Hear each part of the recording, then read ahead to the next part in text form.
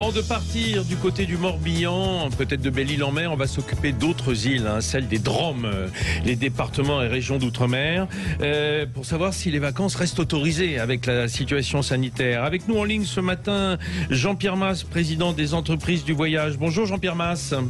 Bonjour. Merci d'être avec nous aujourd'hui. Alors, on a dit avant l'été, plus de 80% des Français vont rester en France parce que c'est compliqué de partir à l'étranger, mais il semblerait même que ce soit compliqué de partir dans certaines régions ou certains territoires de France. Est-ce qu'on peut faire un petit bilan du mois de juillet ? Alors, le mois de juillet a été, on peut considérer que ça a été en matière de vacances un mois de juillet normal. Oui. D'habitude, une année comme 2019, juillet-août, 33 millions de Français, un Français sur deux, part en vacances. D'accord. La plupart restent en France. Il y a 27 millions de Français qui restent en France. D'accord. Et 9 millions qui vont à l'étranger ou en Français à l'étranger. Il y en a un petit peu plus que d'habitude, des Français quand même, qui sont restés sur le territoire, même pas. Alors, cette année, il y en a eu un petit peu plus que d'habitude qui sont restés en France. Oui. Quant à ceux qui sont partis à l'étranger, qui étaient moins nombreux que d'habitude, les 5 millions à peu près, vont devenir 5 millions. Ils sont surtout allés en Europe du Sud, c'est-à-dire là où on pouvait aller, dans les pays verts, sans trop de difficultés. Ah, les pays verts. Voilà. Mais il n'y a pas que les pays verts, il y a les régions vertes aussi, on peut dire, au fond. Et il y a également les régions vertes. Et aujourd'hui, le problème que vous abordiez, c'est celui des départements d'outre-mer, qui sont passés de rouge à écarlate, maintenant, on peut dire, avec le confinement était décrété en Martinique et à La Réunion. Bon, alors, c'est vrai qu'aujourd'hui, on se pose la question, parce que, Jean-Pierre Mas, quand on parle de vacanciers, pour les départements et régions d'outre-mer, mais il n'y a pas que les vacanciers, il y a aussi les Antillais, les Réunionnais qui vivent en métropole et qui profitent comme naturellement de l'été pour retourner au pays, voir la famille, voir les amis. Absolument. Et c'est d'ailleurs la majorité des passagers des avions qui vont au mois d'août, au mois d'août. Les vacances aux Antilles, c'est plutôt des vacances d'hiver que des vacances d'été. Et cette année, le fait que pour aller aux Antilles, c'était déjà compliqué, il fallait un motif impérieux, a fait qu'il y a un flux de vacanciers d'été relativement faible par rapport aux années précédentes et très faible par rapport à ce qu'on appelle les déplacements affinitaires, c'est-à-dire les familles qui se retrouvent ou les gens qui travaillent à métropole ou en Guadeloupe et qui font le trajet. Alors, tout le monde n'est pas logé à la même enseigne. Reconfinement pour la Réunion et la Martinique. La Guadeloupe, c'est juste le couvre-feu, j'ai envie de dire juste. Enfin bon, c'est un doux euphémisme. Avec nous en ligne, Edmond Richard, directeur général délégué d'Air Caraïbes. Bonjour, monsieur Richard. Bonjour messieurs. Merci d'être avec nous ce matin. Edmond Richard, est-ce que vous aviez anticipé? Alors il faut le dire qu'on le sait, depuis le début de cette crise sanitaire, évidemment, les lignes aériennes ont été énormément impacté par le manque de voyage, faut dire les choses simplement. Évidemment, quand on a des territoires d'outre-mer, comme ce qui est le cas de la France, il y a tout ce voyage hors vacances. Mais est-ce que vous aviez anticipé la possibilité d'un retour à une 4e vague aussi sévère?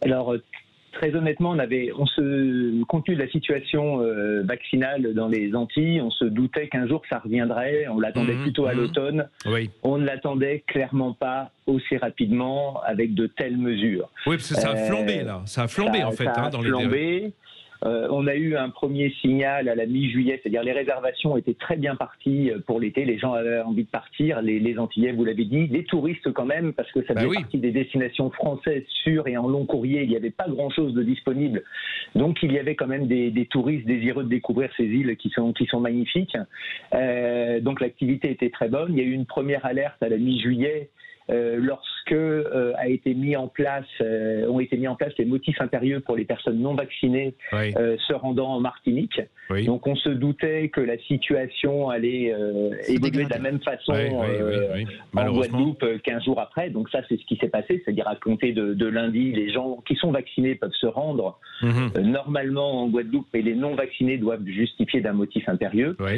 très honnêtement, on n'avait pas vu arriver le confinement 10 jours après en Martinique. Là, c'est quelque chose de très violent et ça amène, j'ai envie de vous dire, plus d'impact sur le trafic, puisque tous les gens qui partaient pour du pur tourisme, pour découvrir les îles, ne peuvent pas se satisfaire d'un rayon de 10 km pour voyager. Donc c'est sûr qu'on a des annulations en masse des touristes. Dans les affinitaires, vous avez des gens qui vont réduire leur durée de séjour, mais les gens souvent n'ont déjà pas pu partir l'été dernier, donc il y a quand même beaucoup de personnes qui veulent quand même y aller, quand même aller voir leurs proches, parce que c'est quelque chose de vital pour eux. Est-ce que lorsque à Air Caraïbes vous êtes prévenu, vous l'êtes en même temps que tout le monde par les informations, ou est-ce que vous avez quand même le ministère qui vous appelle en préliminaire pour vous préparer? Si on le sait 10 minutes avant, on a des échanges très réguliers avec les ministères, avec la préfecture, parce que certaines décisions dépendent des préfets. Non, malheureusement, on subit les informations comme tout le monde, en temps réel. Parce que après, on sent les choses, parce qu'on sent les inquiétudes monter, donc on se dit qu'il va se passer des choses, mais on ne sait pas forcément quand, on ne sait pas forcément à partir de quand. Mais donc on doit s'adapter.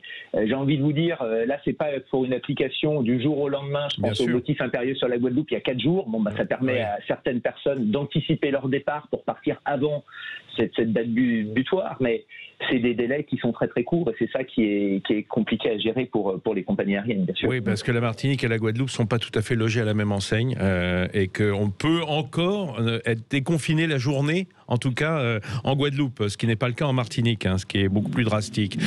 Jean-Pierre Mas, je rappelle, vous êtes président des entreprises du voyage.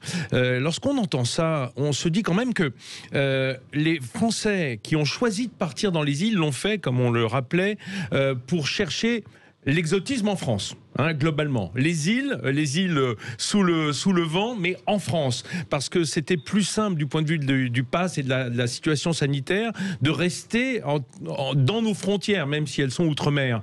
Mais là, c'est un coup du sort terrible au dernier moment, juste pour des gens qui ont réservé il y a quelques semaines ou quelques mois, par exemple.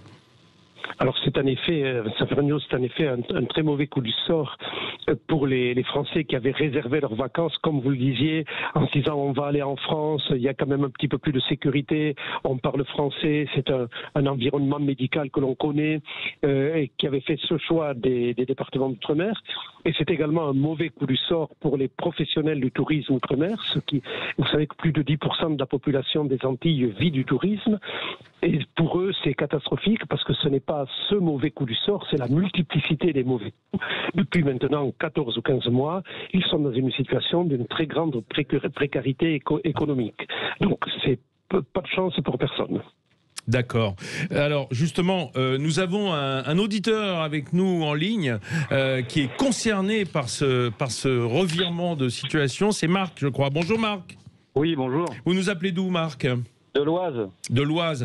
Marc, je crois que vous aviez réservé depuis un moment certainement des vacances en Guadeloupe, c'est ça ? Oui, on a l'habitude, on n'a pas de famille, mais on a l'habitude d'aller en Guadeloupe parce qu'on aime bien cette île. Oui. Et on avait réservé, on avait commencé à réserver la location il y a environ 4-5 mois. Oui. Sans prendre de billets d'avion. D'accord, ça vous attendiez, vous tempériez un peu. Oui. On savait, on se doutait bien qu'il pouvait y avoir quelque chose puisque les annonces sont tellement un petit peu c'est tout, un petit peu n'importe quoi, que on est devenu méfiant maintenant. Et aujourd'hui, qu'est-ce qu'il en est alors ? Quelle décision avez-vous prise ? Il en est qu'en fait, il y a alors juste un petit peu quand on a commencé à parler de passe sanitaire, donc il y a à peu près un mois, avec mon épouse, on a jugé que c'était pas prudent de partir. Dans ces conditions-là, on sentait pas le voyage. Et donc vous avez annulé ? Et on a annulé, oui. Mais on a annulé, donc nous, on n'a pas annulé là, il y a quelques jours. On a déjà annulé il y a presque un mois. Annulé ou reporté ? Non, annulé parce qu'en fait, il y a eu deux choses aussi. Il n'y a pas que le fait du pass sanitaire et puis la crainte d'un éventuel couvre-feu ou reconfinement. C'est aussi surtout la peur, malgré qu'on soit vaccinés tous les deux, de se retrouver malade là-bas.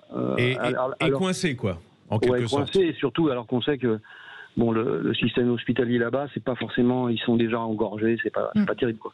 Ah oui, oui. Donc, voilà. Oui, bah, maintenant il y a même des vols de rapatriement sanitaire qui vont s'opérer ce week-end. Il y a 3 personnes qui vont revenir se faire soigner en métropole. Voilà, et je crois que si vous me permettez de dire une dernière chose, Oui, parce Marc. que c'est important, je pense que je suis pas le seul à avoir cet avis. Je crois que c'est un petit peu ça, et c'est tout le problème de cette affaire d'épidémie en général quand même. C'est que ça, on a un gros problème avec le système hospitalier. Parce que nous, par exemple, bon, s'il n'y avait pas ça, bon, on serait certainement parti, parce que être là ici à la campagne avec un masque ou Guadeloupe à pouvoir quand même sortir. Mais voilà, mais à partir du moment quand on sait par exemple qu'en Martinique vous avez 25 lits de réanimation. Bon, bah forcément, ça peut que coincer. Je comprends vos réticences, mais on parle aussi d'annulation et de remboursement, hein, parce que c'est sous-jacent. On reste ensemble, on se retrouve après la pub et on demandera à Edmond Richard d'Air Caraïbes comment ça se passe justement en cas d'annulation. Qui paie, hein, grosso modo, l'annulation des billets? Allez, à tout de suite. On se pose la question de savoir si ce matin, on se pose la question de savoir si on peut partir en vacances dans les îles, hein, avec les restrictions sanitaires. Évidemment, ça fait peur, comme le disait à l'instant Marc, notre auditeur. Et il faut penser en plus à l'éventualité de tomber malade dans les îles avec peut-être une couverture médicale dans les hôpitaux locaux qui est peut-être pas celle qu'on attendrait partout. Voilà, donc on se pose cette question. Et que disent les twittos? Oui, on vous pose cette question aussi sur Twitter ce matin. Seriez-vous prêt à partir dans les îles malgré le Covid-19? Et pour l'instant, il y a plutôt un vent d'optimisme. On est à 55% de oui, Vincent. À 55% de oui, c'est pas mal. On va demander tout de suite à Edmond Richard, qui est le directeur délégué d'Air Caraïbes. D'abord, Monsieur Richard, est-ce que vous observez un report de la Martinique vers la Guadeloupe, par exemple, pour les vacanciers? Là, franchement, c'est trop récent, trop difficile. C'est trop récent, ça n'a pas pu bouger encore. Non, et puis d'une certaine façon aussi, j'ai fait le point avec des tours opérateurs qui vendent des deux destinations. Les capacités hôtelières de Guadeloupe sont assez limitées parce qu'il y en a qui ont été fermées et aujourd'hui, il y a quasiment plus de disponibilité en Guadeloupe. Donc c'est assez difficile de reporter ces vacances. Ce que vous dites, c'est un peu dans les Caraïbes françaises, c'est Martinique ou rien, quoi, si vous voulez partir. Non. Alors la Martinique aujourd'hui, partir en vacances pour découvrir l'île avec le couvre-feu, c'est pas possible. Dans la Caraïbe française, vous avez la Guadeloupe, mais il y a encore sans doute des chambres chez l'habitant, des Airbnb ou autres de disponibles. Les hôtels, eux, sont complets. Il y a peut-être Saint-Martin. Dans la zone Caraïbe, il y a Saint-Martin, il y a la République dominicaine aussi, qui elle est accessible. C'est une zone orange, donc si on est vacciné, on peut partir en vacances. Saint-Barth, c'est comme la Guadeloupe. Oui, c'est vrai, c'est la même législation. Voilà, c'est-à-dire vous êtes vacciné, vous pouvez y aller. Vous n'êtes pas vacciné, il faut justifier un motif impérieux. Mais après, derrière, sur place, vous pouvez, dans la journée, effectivement, profiter des destinations. Alors, vous entendiez tout à l'heure les craintes de notre auditeur, Marc, dans l'Oise, qui a annulé carrément ses vacances en Guadeloupe. Qu'est-ce que vous préconisez, vous? Alors, je dirais, en tant que compagnie aérienne, vous préférez que les gens conservent leurs billets, mais dans le cas où ça n'est pas possible, est-ce qu'il faut reporter? Est-ce qu'il faut annuler? Comment on fait? Alors écoutez, depuis le mois de mars, on s'est bien rendu compte que si on voulait redonner confiance aux gens et si on voulait qu'ils se projettent pour leurs vacances, pour cet été notamment, il fallait que Air Caraïbes propose des conditions tarifaires souples pour pas que les gens aient la crainte de perdre leur billet d'avion si jamais ils ne pouvaient pas voyager. Donc depuis le mois de mars, on a décidé que tous nos billets d'avion étaient modifiables sans pénalité. Ça veut dire, normalement, quand vous modifiez les billets d'avion... c'est-à-dire reportables, en fait. Voilà. Concrètement, vous pouvez, si vous décidez de ne plus voyager en août, vous pouvez voyager à la Toussaint ou à Noël, voilà, ou remboursable également, Donc avec des conditions particulières, j'imagine. Juste nous prévenir avant le départ du vol. Non, parce que lorsqu'on réserve ses billets d'avion, d'une façon générale, généralement, alors notamment sur Air France, puisque c'est un grand concurrent évidemment sur les Caraïbes, on a une possibilité de payer un peu plus cher son billet pour avoir des conditions soit d'annulation, soit de report qui sont facilitées et qui deviennent gratuites de ce fait. C'est comme prendre une assurance voyage. Non, alors ça c'est dans un régime habituel, normal, dans l'ancien monde on va dire, le monde d'avant. On avait effectivement des billets avec plus ou moins de contraintes, et moins il y avait de contraintes, plus les billets étaient élevés. Voilà, ça c'était l'ancien monde. Aujourd'hui, chez Air Caraïbes, Tous les billets sont modifiables sans pénalité, même les tarifs d'appel, même les tarifs promotionnels. Et tous les billets sont remboursables. La chose que l'on demande aux gens, c'est de nous prévenir le plus tôt possible, en tout cas de toute façon, avant le départ de leur vol. On a besoin de réassurer les clients.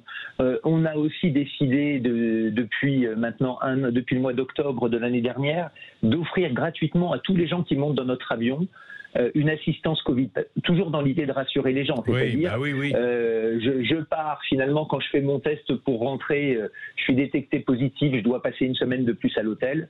Eh bien, c'est l'assistance Covid qui vous paye l'hôtel, qui vous paye la différence tarifaire. Et ça, on a décidé de l'offrir à tous les passagers à partir du moment où ils sont à bord de notre avion. C'est pas l'achat d'une assistance ou d'une assurance complémentaire.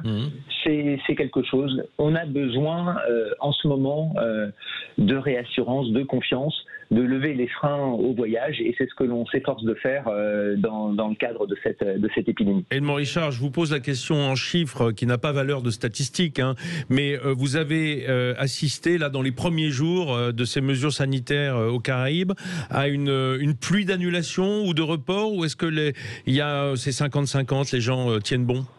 Non, c'est pas 50-50, heureusement pour nous. Deux situations différentes. Guadeloupe, suite à l'annonce des motifs impérieux, on assiste, ça date d'avant-hier, on assiste à la même chose que ce qu'on avait assisté pour la même déclaration sur la Martinique. Trois phénomènes. Des gens, comme je vous l'ai dit, qui anticipent leur départ pour pouvoir partir avant, donc des gens non vaccinés, pour pouvoir partir avant cette mesure. Quelle proportion à peu près ?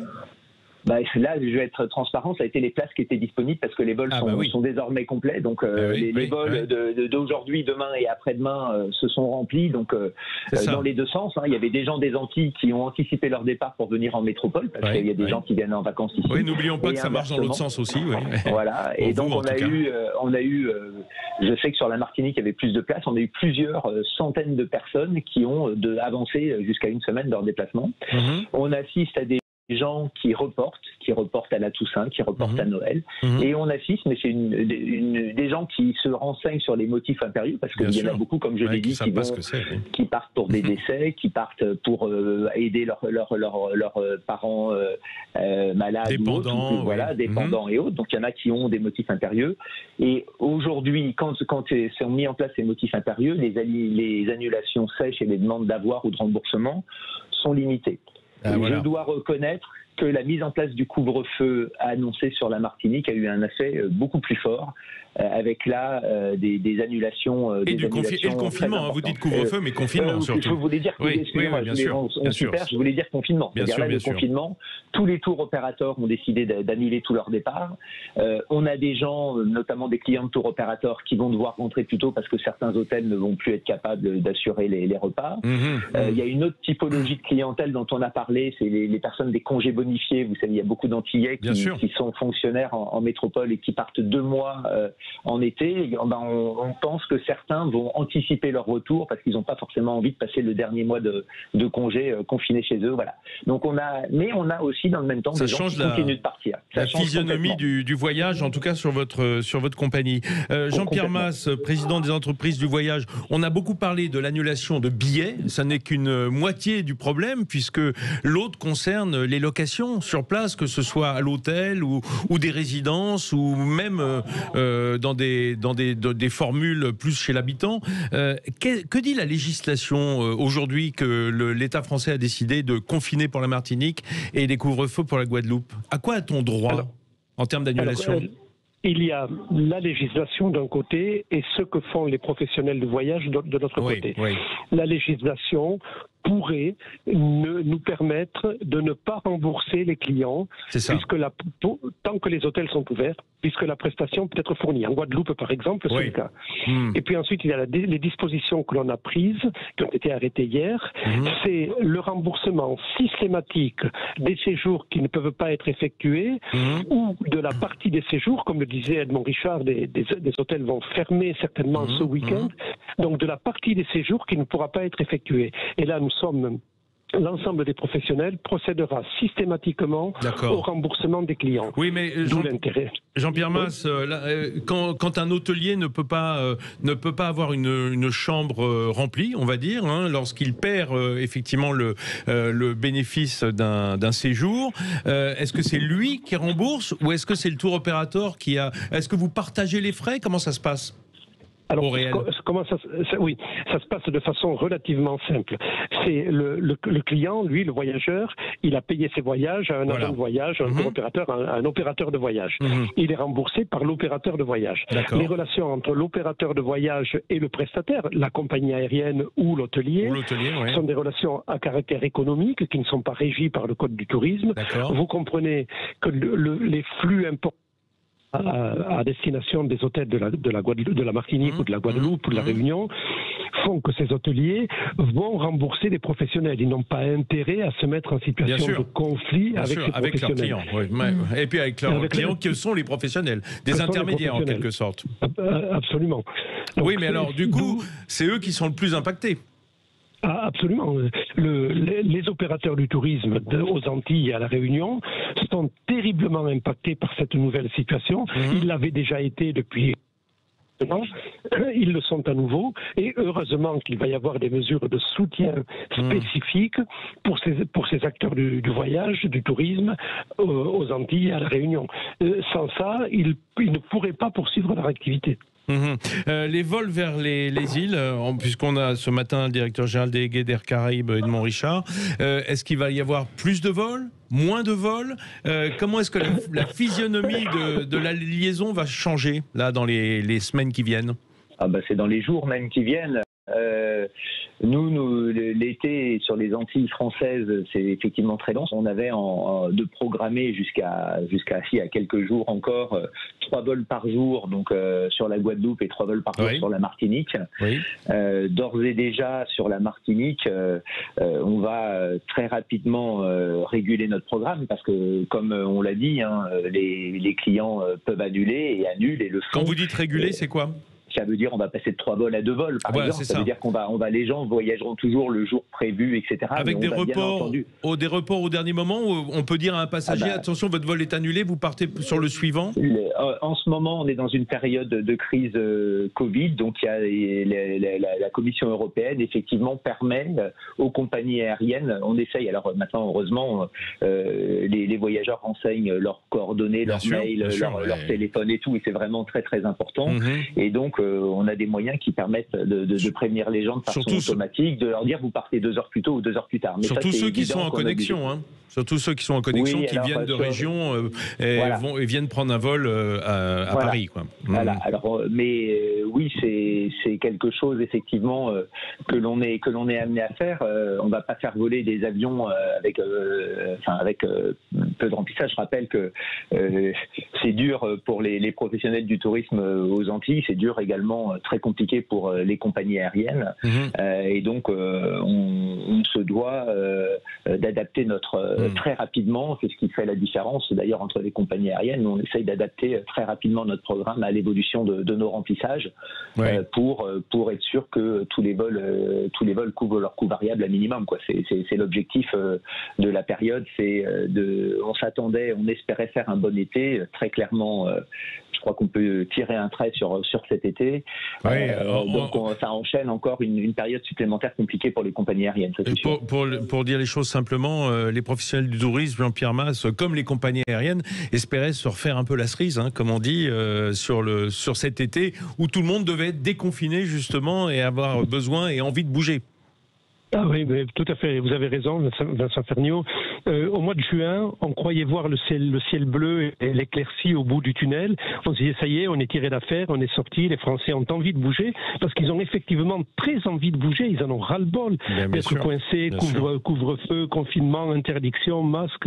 Ils ont envie de sortir. Ça, on l'a très bien perçu pendant tout le mois de juin, avec un boom de réservation. On revenait à une situation normale. Et puis, dès le 10 juillet, avec les annonces du gouvernement, avec le discours du président de la République, on a assisté à un arrêt complet des réservations de vacances pour l'été.